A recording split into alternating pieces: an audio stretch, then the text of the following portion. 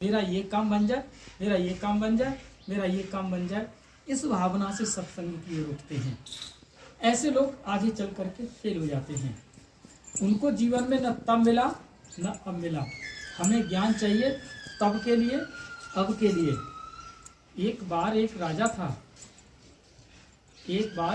था तो अपने शहर में निकला। तो शहर में जब राजा गुजर रहा था तो उसने बहुत सारे, एक भागवत हो रही थी, तो उसने कहा ये क्या चल रहा है यहाँ पर। तो उसने कहा महाराज यहाँ भागवत हो रही है। कि वो क्यों? क्योंकि ये तब के लिए। किसके लिए? तब के लिए। कि मतलब कि तब इसके लिए कि आज हम जो कुछ भी बो देंगे हमें फिर कभी तब मिल जाएगा। कि चलो ठीक है। राजा और आगे बढ़ चला। आगे चल करके देख रहे थे तो लोग मीट मछली की दुकानें लगी हुई थी। ये सब क्या कर हो रहा है इधर? ये कि महाराज इधर तो मांस मछली इधर बिक रहा है।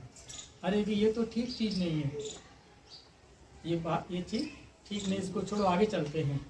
आगे चला तो राजा देखने लगा कि यहाँ क्या है। कि यहाँ अरे साहब महाराज इधर तो लोग नृत्य हो रहा है इधर। अरे इस नृत्य को क्या देखना, मैं कौन हूँ, एक स्वयं का एक राजा हूँ, मैं नृत्य क्या देखूंगा। तो राजा आगे की ओर बढ़ दिया और बढ़ते बढ़ते क्या कि वहाँ पर शराब चल रही थी।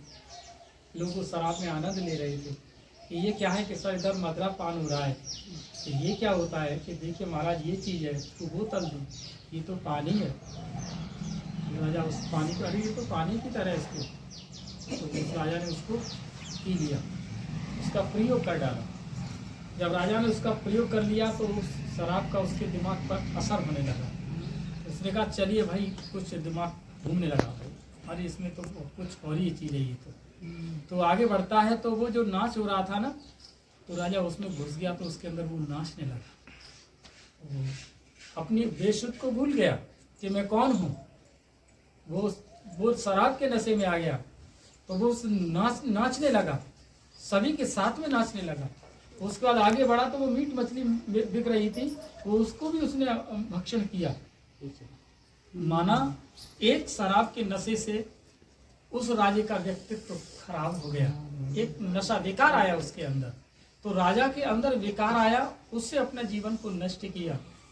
तुम्हारे अंदर कौन सा विकार है सबसे बड़ा? आपके अंदर भी तो सबसे बड़ा विकार है। आपके अंदर सबसे बड़ा विकार है आलस्य का। ये आलस्य आपके जीवन को नष्ट करता है, जिसे आप समझ नहीं रहे। आलस्य क्या है? लगन। आपको अपने आप को पहचान ही नहीं पा रहे आप लोग। आप ये सोचते हो कि चलो 1 घंटे के लिए भाई जी आए हैं, बहन जी दीदी आई हैं, चलो टाइम पास करें आए।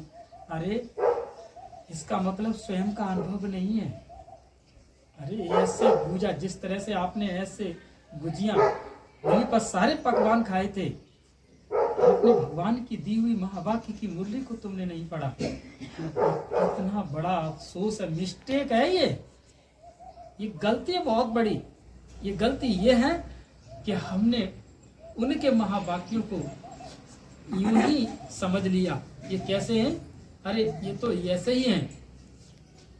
उसकी कीमत को नहीं पहचाना। ये तो समय आने पर आपको पश्चाताप होगा। हमें उसके लिए 1 घंटा नहीं निकाल पाया। ऐसी क्या होली में हमने कर डाला?